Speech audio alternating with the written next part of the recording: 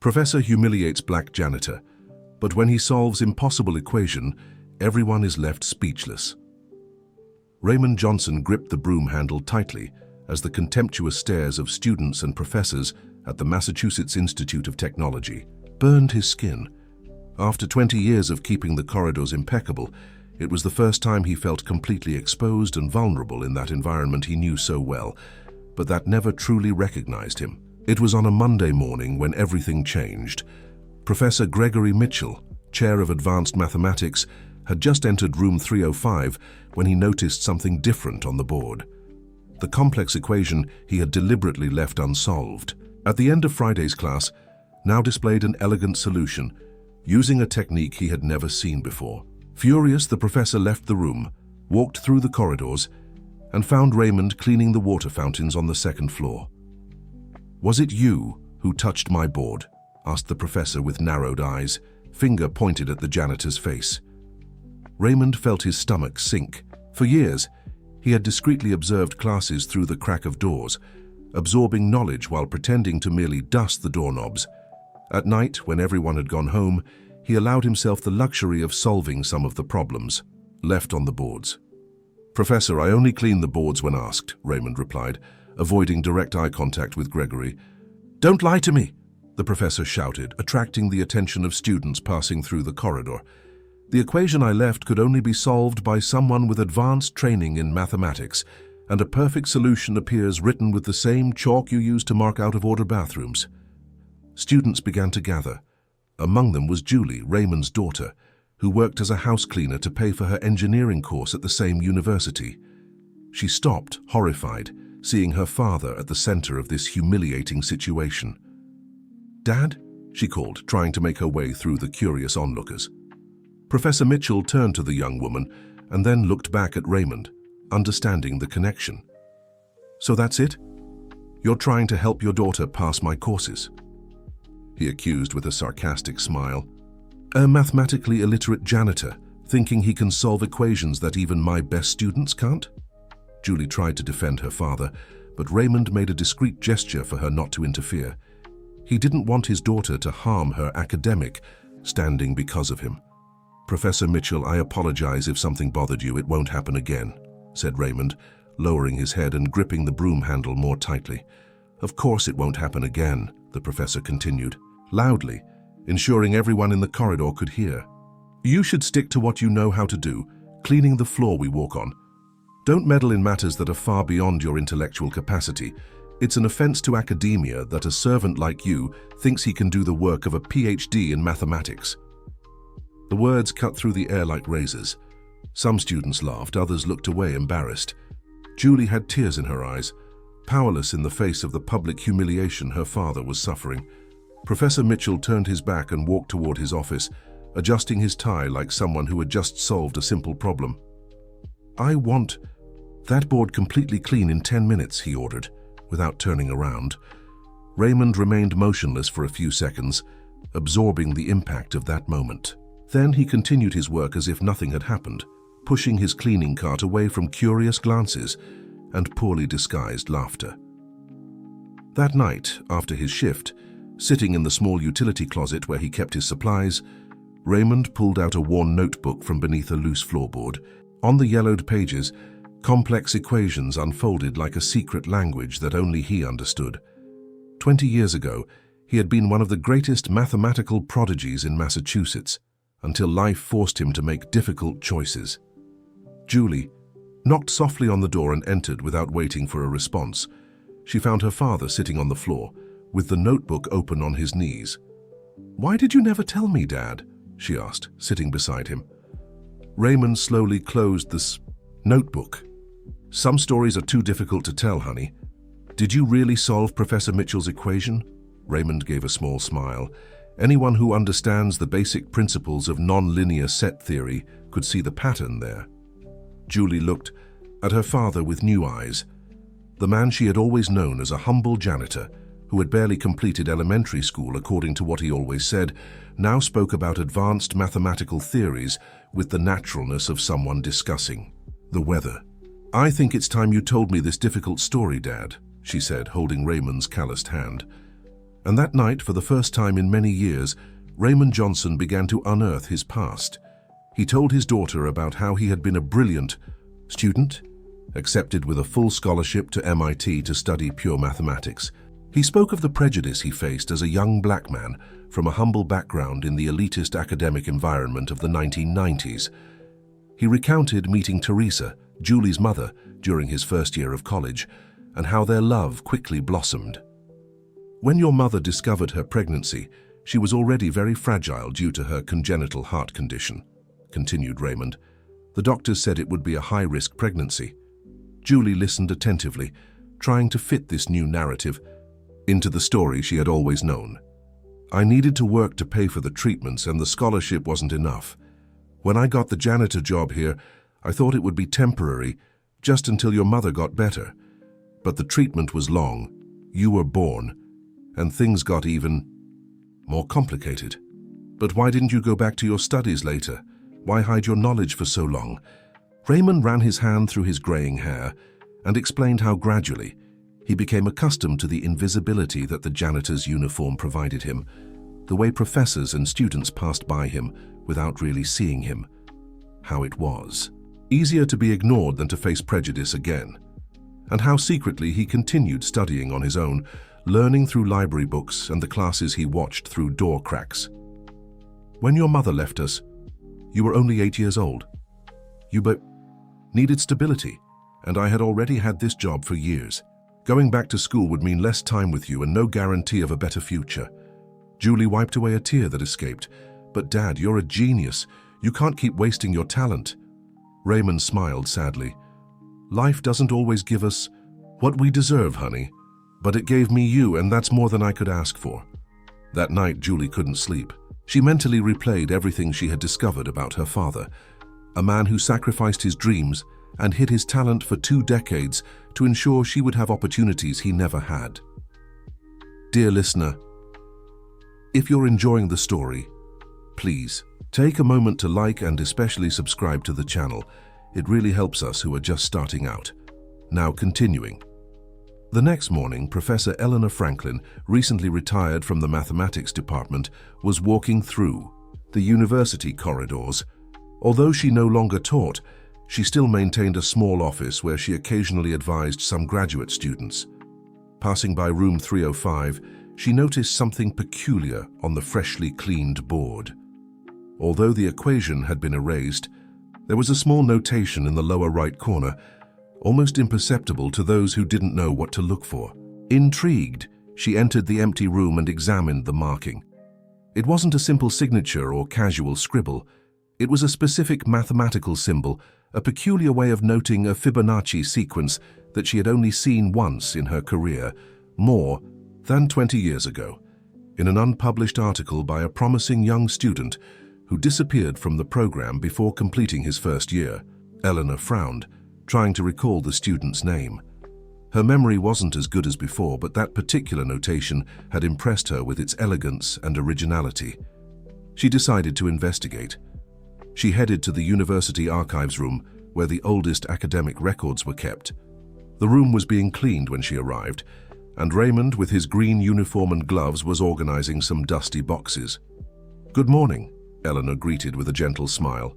"I'm looking for some old records from the mathematics department, around 1998 or 1999. Raymond nodded, avoiding looking directly at the professor. "The boxes from that period are on that shelf, Professor Franklin," he replied, indicating a set of chronologically organized files. Eleanor thanked him and walked to the indicated shelf.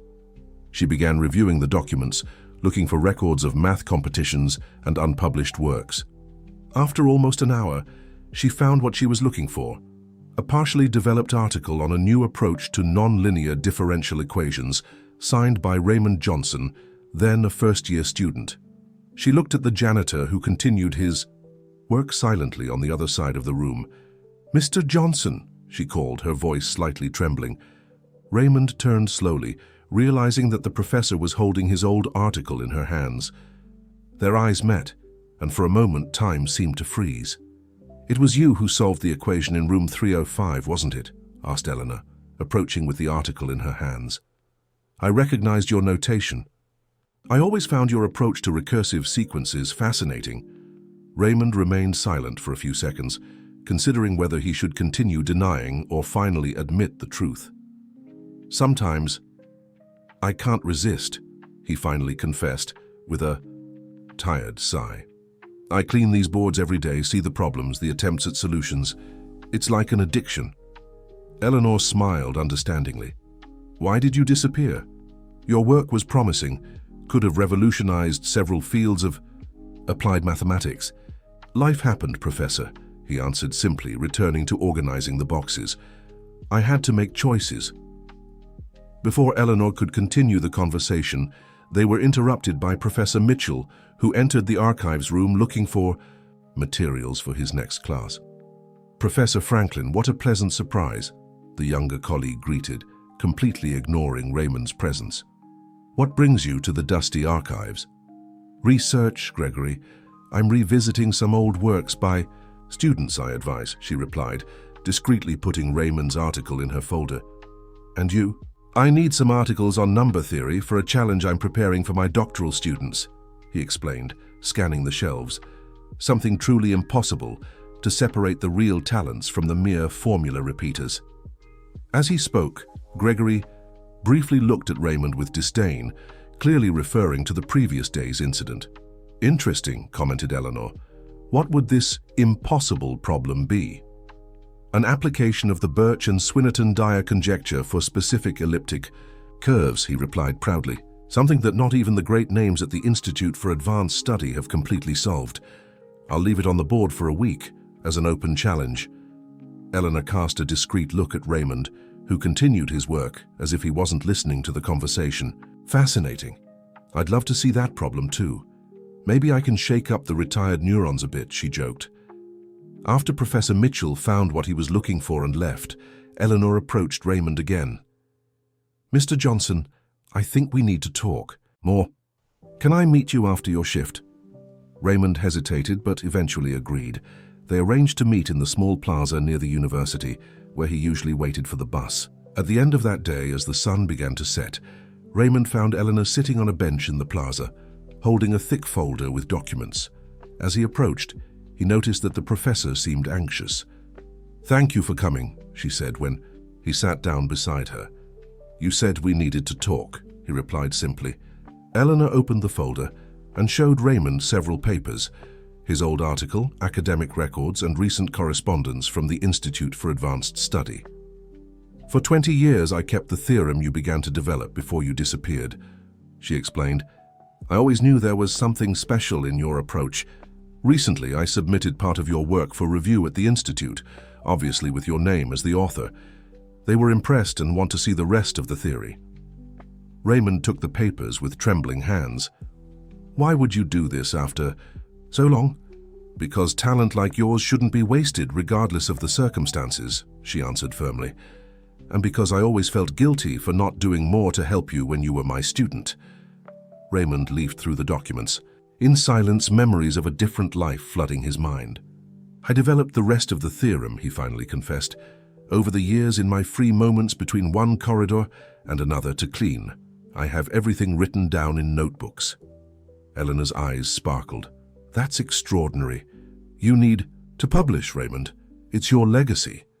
He shook his head negatively. My legacy is my daughter, Professor. She's about to graduate in engineering. The first in the family to have a university degree. That's what matters to me. What if I told you that you could have both, insisted Eleanor. Your academic recognition and the pride of seeing your daughter graduate? Before Raymond could answer, his phone rang. It was Julie crying. Between sobs, she told him that Professor Mitchell had questioned her abilities during class, insinuating that any similarity between her solutions and those that mysteriously appeared on the board was no coincidence. He humiliated me in front of the whole class, Dad, she said. He said he was considering an investigation for academic fraud. Raymond felt the blood boiling in his veins. One thing was to humiliate him, another completely different was to attack his daughter. I'm heading home now, honey. We'll talk when I get there, he said, hanging up the phone with hands trembling from anger. Eleanor, who had heard part of the conversation, looked at Raymond with concern. "Gregory is going too far," she commented. "But confronting him will only make things worse." "I'm not going to confront him, Professor," Raymond replied, standing up. "I'm going to do something much worse. I'm going to prove him wrong." In the following weeks, a strange, silent competition established itself in the corridors of MIT. As promised, Professor Mitchell left his impossible problem on the board in room 305, with a discrete camera installed to catch any unauthorized attempt at resolution. During the day, various doctoral students and even visiting professors tried to solve the problem, leaving partial notations and approaches that inevitably reached dead ends.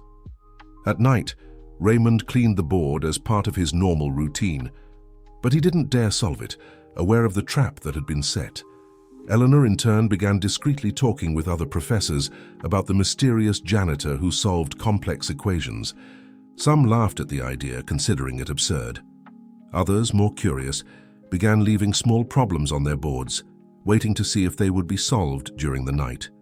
Julie, still shaken by the confrontation with Professor Mitchell, immersed herself in her studies with renewed determination. But she also began researching her father's academic past, gathering evidence of his brief but brilliant period as a student. On a particularly busy Tuesday, Professor Mitchell decided to raise the stakes. During a class for the master's students, which included Julie as an observer, he made a public challenge. "As some of you may have noticed, I left a problem on the board in room 305 2 weeks ago," he announced with a confident smile. "It's considered one of the great challenges of contemporary mathematics. I'm offering extra credit to anyone who can solve it or present an original approach." The students murmured among themselves, excited about the possibility, although they knew it was practically impossible. "And to make things more interesting," continued the professor, "I'm formally inviting our mathematical janitor to try as well." Nervous laughter ran through the room. Everyone had heard the rumors about the janitor who solved equations at night. "If he manages to solve or present any significant contribution to the solution," said Mitchell scornfully, "I publicly commit to apologizing for the way I treated him." Julie looked at the professor with indignation. It was an obvious trap, a way to humiliate her father even more. After class, she ran to find Raymond in his small supply closet. "Dad, you can't fall for this provocation," she warned. "He's doing this to expose and ridicule you even more." Raymond put his hands on his daughter's shoulders. "I've fallen into many traps in my life, honey, but now I'm tired of hiding." That night, Raymond did something he had never done before. Instead of discreetly solving the problem, he entered room 305 during his cleaning shift, aware of the camera filming him. He looked directly into the lens, as if staring at Professor Mitchell himself, and began working on the board. For almost 2 hours, he developed a completely new approach to the problem, using concepts that merged his original theory on recursive sequences with modern applications he had secretly studied over the years. When finished, instead of discreetly leaving, as he always did, he signed his full name in the corner of the board: Raymond Johnson, janitor and mathematician. The next morning, the excitement was palpable in the university corridors. Students and professors crowded at the door of room 305, trying to understand the solution that covered the entire board. Professor Mitchell, standing in the center of the room, repeatedly watched the video captured by the camera, his face alternating between expressions of disbelief and fury. When Raymond arrived for his regular shift, pushing his cleaning cart, a strange silence fell over the corridor. The looks that once ignored him now followed him with curiosity and, in some cases, admiration. Professor Mitchell came out of room 305 and walked directly to him. "You think this is funny, Johnson?" he asked in a low, threatening voice. "You think you can make a fool of one of the most respected mathematicians in the country?" Raymond stopped his cart and faced the professor with a calmness that surprised everyone watching. "I'm not trying to make a fool of anyone, Professor," he responded with dignity. "I just solved the problem you said was impossible."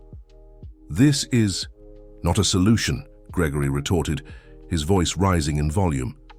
"It's a farce, a pathetic attempt to get attention using concepts you probably copied from some book or article." Eleanor, who was observing the scene from nearby, intervened. "Why don't we verify the validity of the solution Before making accusations, Gregory, she suggested firmly. If it's a farce, it will be easy to demonstrate. The professor turned to his colleague with irritation. I won't waste my time validating scribbles from a janitor, he said disdainfully. The mere suggestion that he could solve something that the world's greatest mathematicians consider an open challenge is an insult to academia.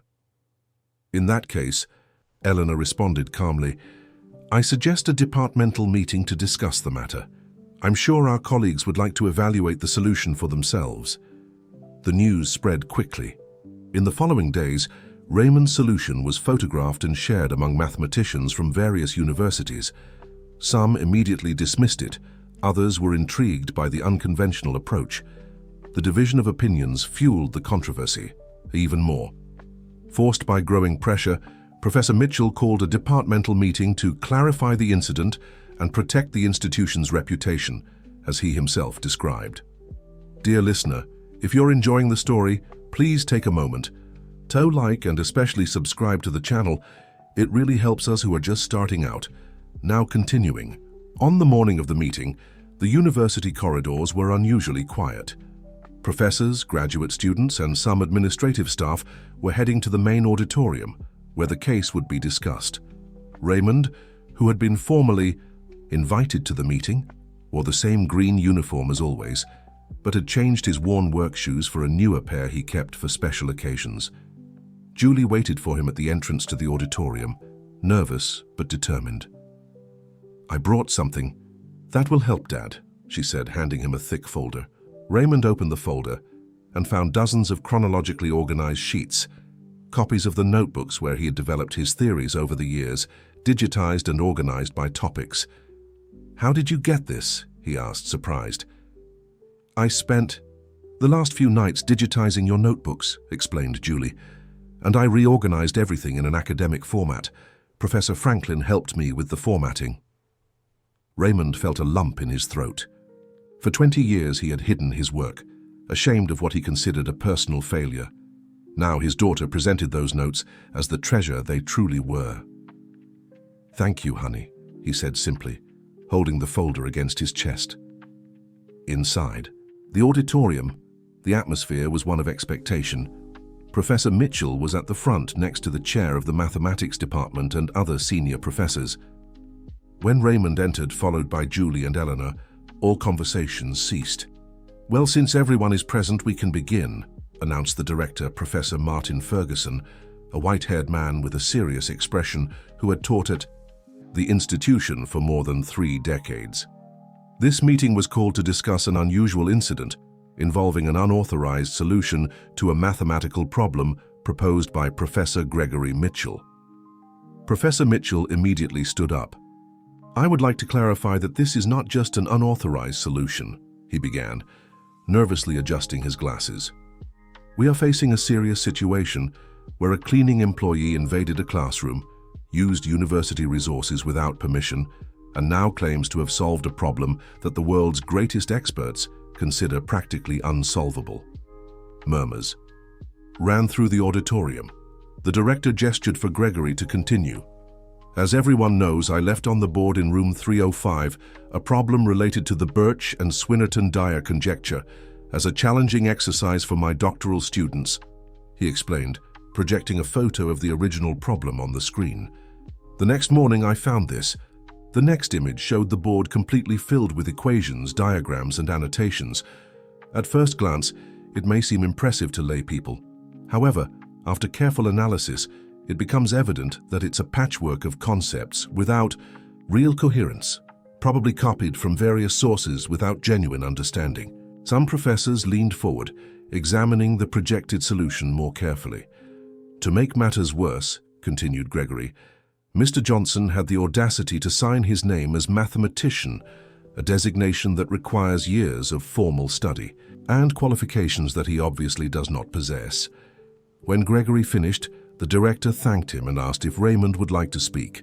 A heavy silence fell over the auditorium as the janitor slowly rose, still holding the folder Julie had given him.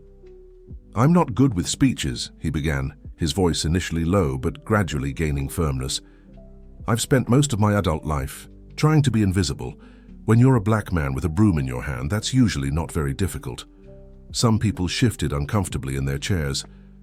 22 years ago, I was a student at this university, continued Raymond, while Eleanor distributed some copies of his old academic records to the members of the board.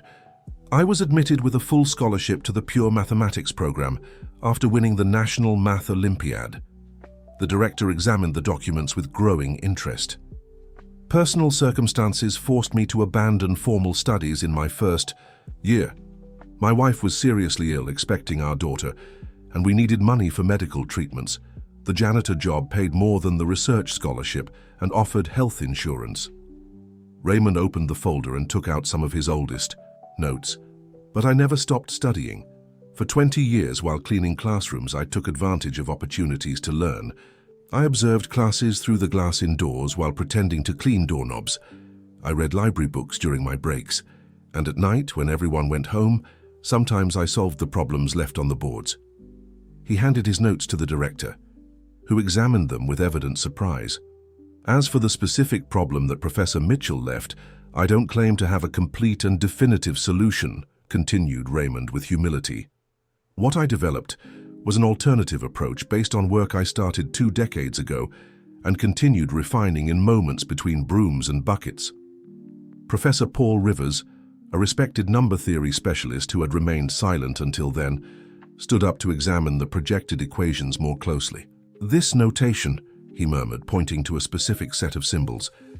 "It's a very unusual approach, but there's an unexpected elegance here." Professor Mitchell rolled his eyes, clearly irritated by his colleague's comment. "Paul, please, don't tell me you're taking this seriously," he protested. "It's obviously a fraud. He probably memorized some formulas he saw in books or heard in classes and regurgitated them without real understanding." "Actually," intervened Eleanor, "I believe we need to consider the possibility that we are facing an extraordinary case of unrecognized talent." She stood up and walked to the center of the auditorium. "As some of you know, I briefly advised Raymond Johnson in 1999 during his first semester here," she explained. "His work at the time already demonstrated a unique approach to complex problems. When he suddenly disappeared, I kept some of his notes, hoping that one day he would return to complete his studies." Eleanor projected on the screen some yellowed pages of an unpublished article. "This is preliminary work that Raymond developed as a first-year student. Comparing it with the solution he presented to Professor Mitchell's problem, it's possible to identify the same line of reasoning, refined by years of self-teaching." The auditorium was buzzing with comments now. Some younger professors enthusiastically examined the copies of Raymond's notes, while more conservative ones maintained skeptical expressions. Julie then stood up, asking permission to speak. "My father sacrificed his academic career to care for me and my mother," she said, her voice choked with emotion. "He gave up his dreams so that I could have mine. But he never gave up on mathematics, even when the world gave up on him." She opened a digital folder on her laptop and projected dozens of solutions that Raymond had developed over the years, organized by date and area of mathematics. "For years, I watched my father solve complex problems in tattered notebooks after exhausting days of physical work. I saw how he saved money to buy technical books while wearing patched uniforms. His knowledge doesn't come from framed diplomas, but from an unwavering passion for knowledge, even when all institutional doors closed on him." The department chair, visibly impressed with the evidence presented, proposed a solution. "I believe we are facing an unprecedented situation that deserves special consideration," he said. "I propose a formal test to objectively evaluate Mr. Johnson's knowledge." Professor Mitchell, realizing that the tide of opinion was turning, stood up again. "If a test is necessary, I suggest something rigorous and under strict surveillance," he said harshly. "3 original problems solved in limited time with no access to any reference material. I myself will prepare the problems." "I accept," Raymond responded immediately without hesitation. The director nodded. "Then it's decided. Next week we will conduct this test. Professor Mitchell will prepare the problems, but to ensure impartiality, they will be reviewed by a committee that will include Professor Franklin and Professor Rivers. If Mr. Johnson demonstrates the knowledge he claims to have, The department will consider ways to formally recognize his contributions. As the meeting dispersed, Professor Mitchell approached Raymond with a challenging look. "You may have convinced some of the more sentimental ones with your moving story, Johnson," he said in a low voice. "But we'll see how you do when faced with truly original problems, without the possibility of copying or memorizing solutions." Raymond faced the professor without showing intimidation. "I look forward to the opportunity, Professor," he replied, calmly. "After 20 years cleaning the dust off your books, it will be a pleasure to show what I've learned from them." The week preceding the test was tense for Raymond and Julie. News about the mathematical janitor had spread throughout the university, and suddenly, people who had never noticed his presence over 2 decades now observed him with curiosity in the corridors. Some students even asked to take photos with him, which made him deeply uncomfortable. Julie, concerned about her father's well-being, spent every free moment helping him review concepts and practice problems. Although Raymond insisted he didn't need help, she knew that, regardless of his knowledge, 20 years without formal education would leave inevitable gaps. "Dad, you need to rest a bit," she insisted the night before the test, finding Raymond still hunched over books borrowed from the library. "It won't help to know all the theories if you're exhausted tomorrow." Raymond smiled tiredly. "You're right, honey, it's just that I've waited so long for an opportunity like this. I'm afraid of disappointing you, Professor Franklin, and everyone who believed in me." Julie held her father's hand. "You've never disappointed me, Dad. Never. And regardless of tomorrow's outcome, you'll continue to be the most brilliant and courageous man I know." Meanwhile, in his elegant penthouse in the city's most upscale neighborhood, Professor Mitchell worked furiously on preparing the problems for the test. His reputation was at stake. If a simple janitor without formal education could solve the problems he prepared, it would be a professional humiliation difficult to overcome. He decided to include problems that required not only deep theoretical knowledge, but familiarity with recent developments in the field of advanced mathematics, things that a self-taught person without access to specialized publications and academic conferences would hardly know. On the morning of the test, the university's main auditorium was packed. Not only professors and graduate students attended, but also journalists from local media, attracted by the unusual story of the mathematical janitor. Raymond arrived punctually, still wearing his green uniform. He had considered wearing more formal clothes, but decided that his uniform was part of who he was. If he were to be recognized as a mathematician, it would be as a janitor mathematician, honoring both aspects of his identity. Professor Mitchell arrived shortly after, carrying a sealed envelope with the problems. As agreed, the envelope was opened in the presence of the evaluating committee, who verified that the problems were in accordance with what was agreed. After some adjustments suggested by Professor Rivers, the problems were finally printed and handed to Raymond. A tense silence fell over the auditorium when Raymond received the sheet of paper. He took a deep breath, adjusted the reading glasses he rarely wore in public, and began to read the problems. As his eyes scanned the equations, an expression of surprise appeared on his face, followed by a slight smile. He briefly looked at Professor Mitchell, who was watching him attentively, waiting for signs of confusion or giving up. Without saying a word, Raymond took chalk and approached the blackboard that had been prepared for the test. For almost 2 hours, he worked methodically, filling the board with equations, diagrams, and meticulous annotations. His hand moved with the precision of an artist, each symbol placed exactly where it should be, as if he were transcribing a mathematical symphony that only he could hear. The spectators watched, hypnotized. Even those who didn't fully understand what was being written could sense that they were witnessing something extraordinary. Professor Franklin, who knew Raymond's original work, had tears in her eyes. When he finally finished the first 2 problems, Raymond paused, looking fixedly at the third and final problem.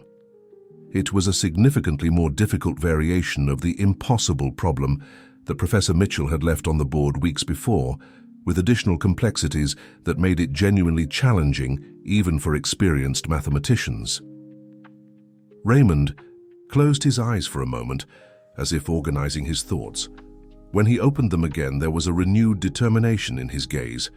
He took a new piece of chalk and began to develop a completely original approach to the problem, combining classical techniques with innovative insights that left even the most fervent skeptics in respectful silence. Upon concluding his solution, Raymond wrote in the lower corner of the board, "For Teresa and Julie, who taught me that there are many ways to measure the value of a life." When he finally stepped away from the board, exhausted but satisfied, the auditorium remained silent for several seconds. Then, slowly, Professor Rivers stood up and began to applaud. Eleanor joined him, followed by Julie and gradually by almost everyone in the auditorium. Professor Mitchell remained seated, his expression a complex mixture of disbelief, reluctant admiration, and perhaps a touch of shame. The department chair rose and approached Raymond, extending his hand.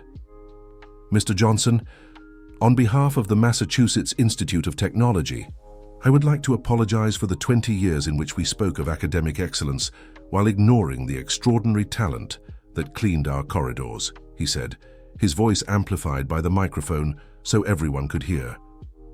"Your demonstration today was not just proof of exceptional mathematical knowledge, but a humbling lesson about institutional prejudice and wasted opportunities."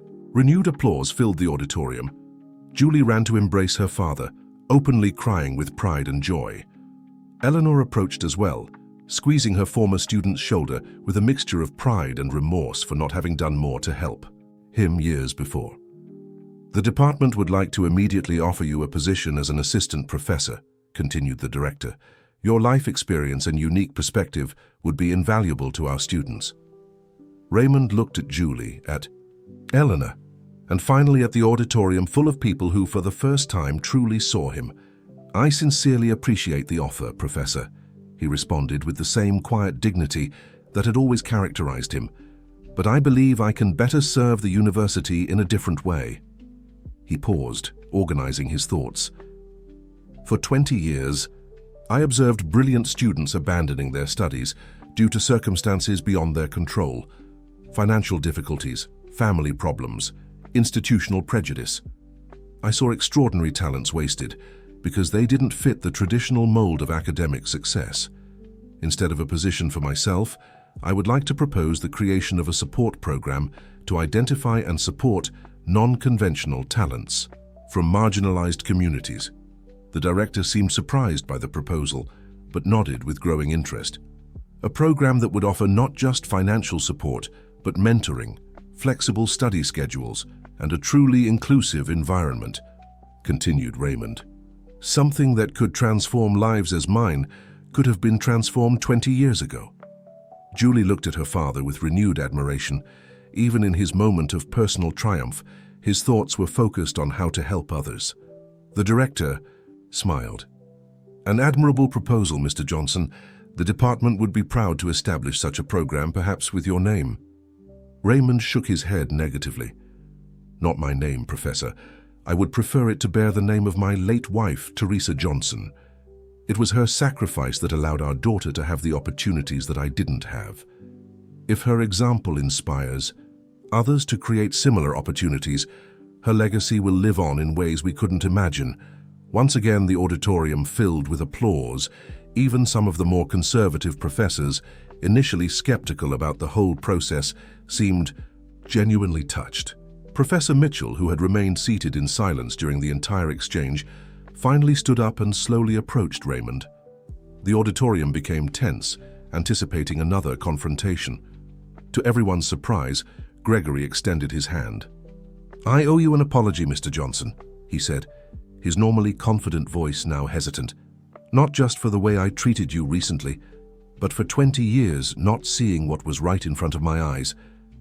As a mathematician, I spoke of rigor and precision, but failed to apply the same standard to my judgment of people." Raymond looked at the extended hand for a moment before shaking it. "We all have blind spots, Professor," he replied generously. "The beauty of mathematics is that eventually the truth reveals itself, regardless of who discovers it." Dear listener, if you're enjoying the story, please take a moment to like and especially subscribe to the channel. It really helps us who are just starting out, now continuing. In the weeks that followed, a remarkable transformation occurred at MIT.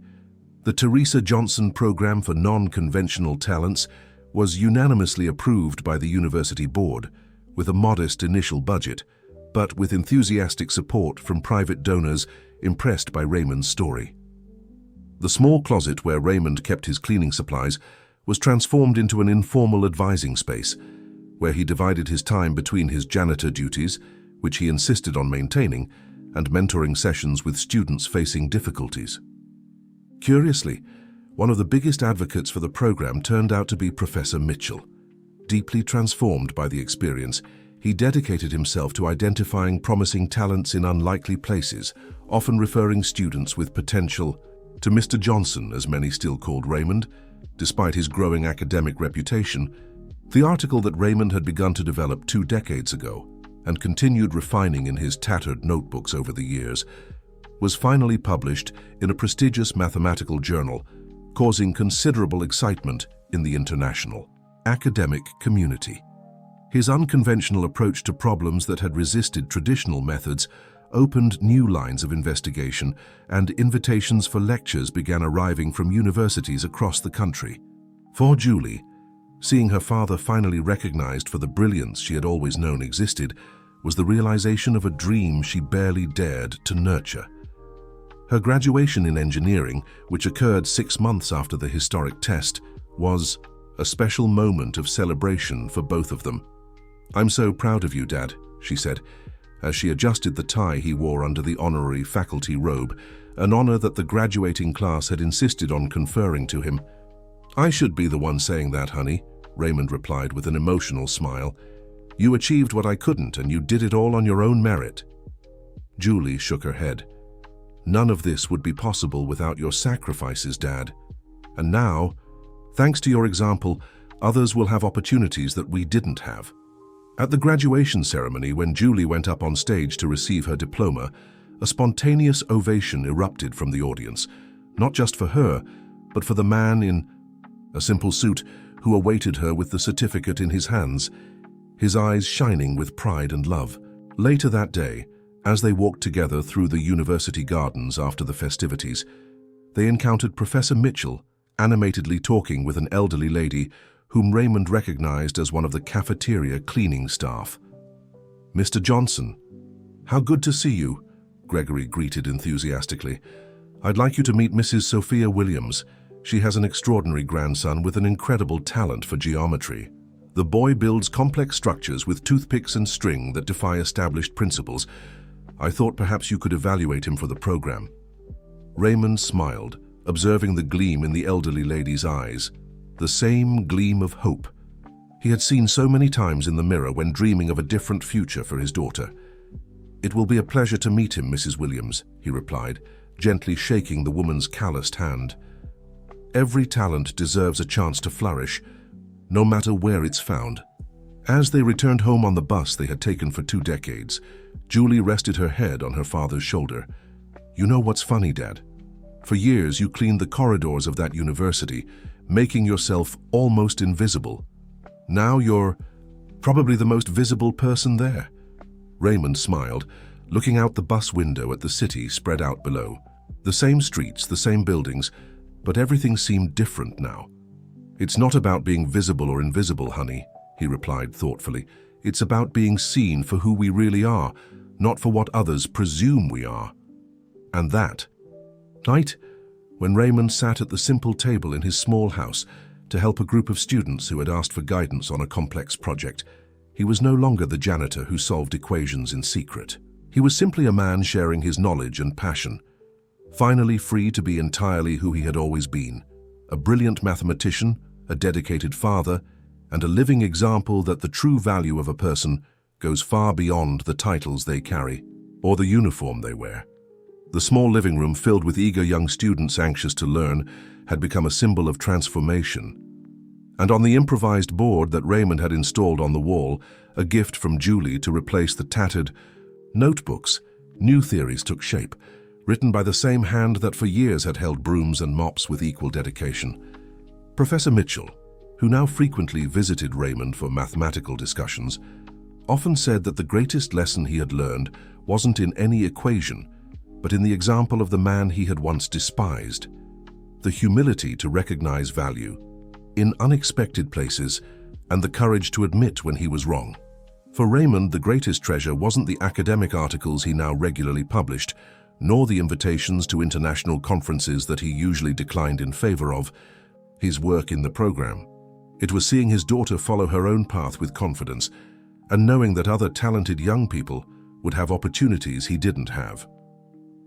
On a particularly significant morning, a year after the test that changed everything, Raymond was called to the president's office. Concerned that there might be a problem with the program, he wore his janitor's uniform. He still insisted on putting in a few hours in this role every week, and headed to the imposing administrative building. To his surprise, he found not just the president but also the Secretary of Education, who was on an official visit to the university.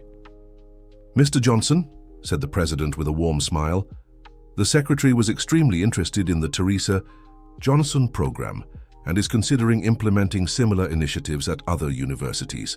Raymond, unaccustomed to interacting with high-ranking officials, respectfully greeted the secretary. "It's an honor to meet you, Mr. Secretary. The program is still small, but we're already seeing promising results." The secretary, a middle-aged man with a serious expression but gentle eyes, extended his hand. "The honor is mine, Professor Johnson," he replied, deliberately using the academic title. "Your story has inspired many discussions about how we identify and nurture talent in our educational system. I would like to formally invite you to lead a national commission focused on democratizing access to higher education for historically marginalized groups." Raymond was momentarily speechless. The irony didn't escape him. There he was, still wearing the green janitor's uniform, being invited to help reshape educational policies at the national level. "I deeply appreciate the invitation, Mr. Secretary," he finally replied. "But my place is here, working directly with students. I can, however, share our experiences and learnings with those implementing these policies." The secretary seemed surprised, but nodded with respect. "Your dedication is admirable, Professor Johnson. I hope you'll at least consider acting as a consultant for our efforts." Before Raymond could respond, a young assistant hurriedly entered the office. "Excuse the interruption, Mr. President, but there's an urgent situation that requires attention," she said, visibly nervous. "What happened?" asked the president, concerned. "It's about Charlie, the boy from Professor Johnson's program," explained the assistant. "He's been in the mathematics laboratory for 2 hours, refusing to leave. He says he's on the verge of an important discovery and can't be interrupted. Professor Mitchell is with him, but asked for Mr. Johnson's presence." Raymond smiled, remembering Charlie, Mrs. Williams's grandson, the 16-year-old with an extraordinary talent for visualizing complex geometric structures, who had been one of the first admissions to the program. "If you'll permit me, I need to attend to this mathematical emergency," he said, already heading for the door. In the academic world, these are the real urgencies, young minds on the verge of discoveries. The secretary watched with interest as Raymond hurriedly left, still in his janitor's uniform, to guide a prodigious student. "Remarkable," he commented to the president. "He truly prefers working directly with students to assuming a prestigious position." The president smiled. "That's why the Teresa Johnson program is transforming lives, Mr. Secretary. It's not just about identifying talents, but nurturing them with the same care and dedication that Professor Johnson has demonstrated throughout his journey."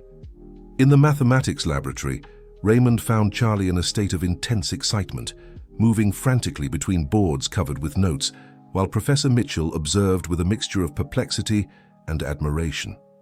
"Mr. Johnson," exclaimed Charlie upon seeing him, "I did it. I found a pattern in the sequence we were discussing last week." Raymond approached calmly, examining the equations spread across the boards.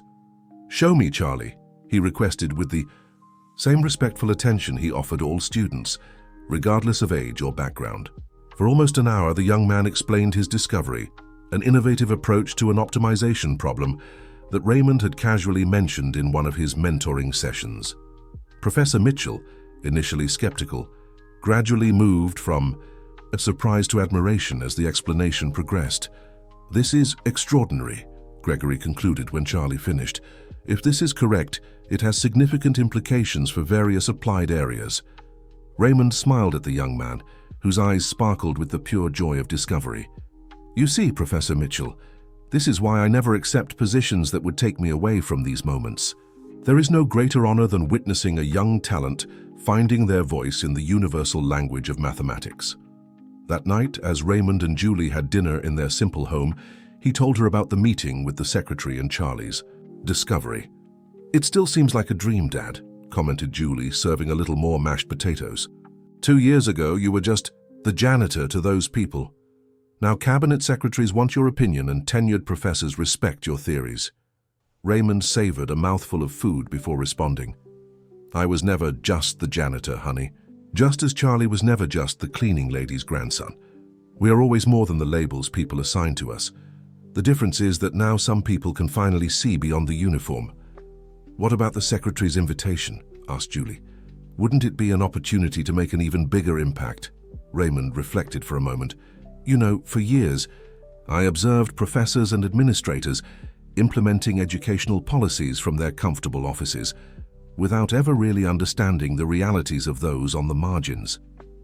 If someday I step away from direct work with students, I run the risk of becoming exactly like those who for so long didn't see me.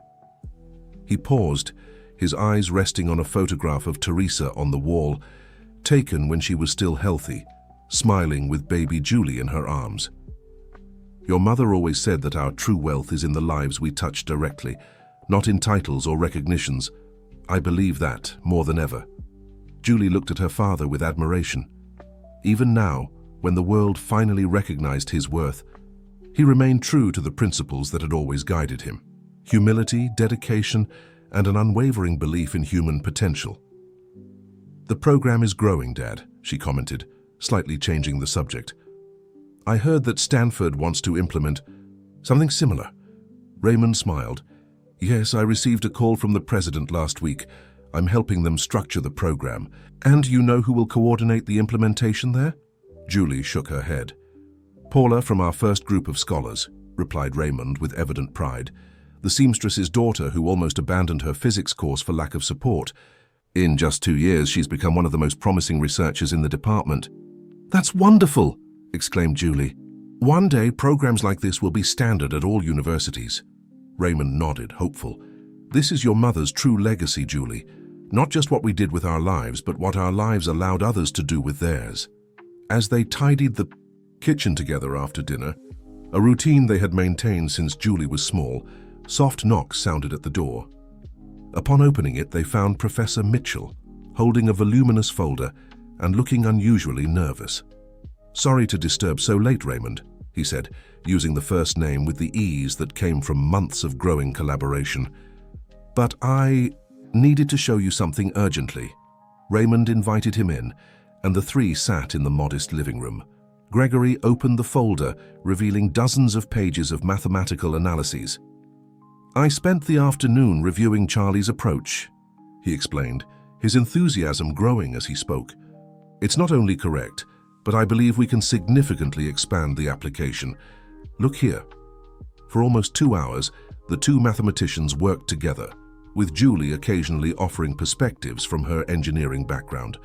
The dining room table, covered with paper and pens, became an improvised laboratory where past hierarchies and prejudices had no place, only the shared pleasure of intellectual discovery. When they finally finished, Gregory leaned back in his chair, exhausted, but satisfied. You know what's really incredible, Raymond? He commented, observing the pages covered with notes. For 20 years we worked in the same building. We could have collaborated like this the whole time. How many discoveries did we miss because I was too busy looking at your uniform to see your mind? Raymond smiled without resentment. There's no point in lamenting what could have been, Gregory. What matters is what we do from here forward. And thanks to Charlie's talent, we have an exciting new path to explore. Gregory nodded, thoughtful. That's why the Teresa Johnson program is so vital. It's not just about social justice, though that would be reason enough. It's also about reclaiming the immense intellectual potential we waste as a society when we limit opportunities based on prejudices. When Gregory finally said goodbye, it was almost midnight.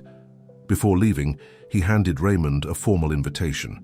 The Mathematical Society asked me to organize a symposium on new pedagogical approaches in teaching advanced mathematics, he explained.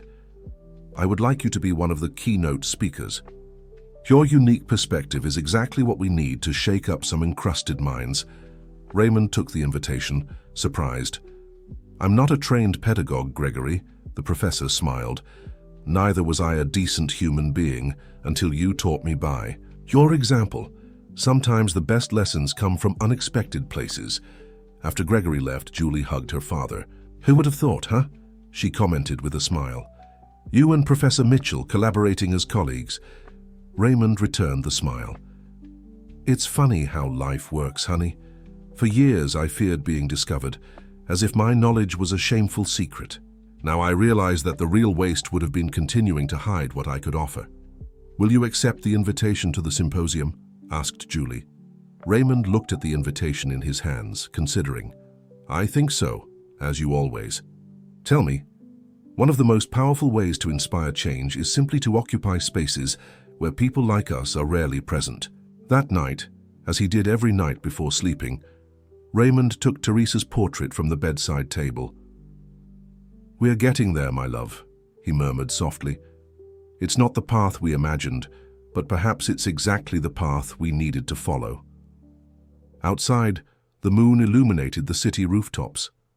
Somewhere Charlie was probably still awake, his young mind exploring uncharted mathematical territories. Elsewhere, Mrs. Williams rested after a long day of work, proud of the grandson who now walked academic corridors that she only cleaned. And in universities across the country, other invisible people waited for their chance to finally be seen. For Raymond, the true miracle wasn't having his talent finally recognized after decades of obscurity. It was knowing that, thanks to this unexpected journey, other hidden talents would have their chance to shine long before 2 decades of potential were lost. As he fell asleep, he thought about the impossible equation that had triggered all this. Transformation. Sometimes, he reflected drowsily, life's most difficult problems don't have a single elegant solution, but a continuous process of successive approximations, each bringing us a little closer to the truth we seek, whether that truth is mathematical, social justice, or simply the recognition of the fundamental human dignity that exists beyond uniforms, titles, and limited expectations. The end of the story. Dear listeners, if this story touched your heart as much as it moved ours, don't forget to subscribe to the channel for more narratives that celebrate human potential. Leave your comment about what moved you most, and if you've ever witnessed hidden talents that deserved recognition. Your support inspires us to continue,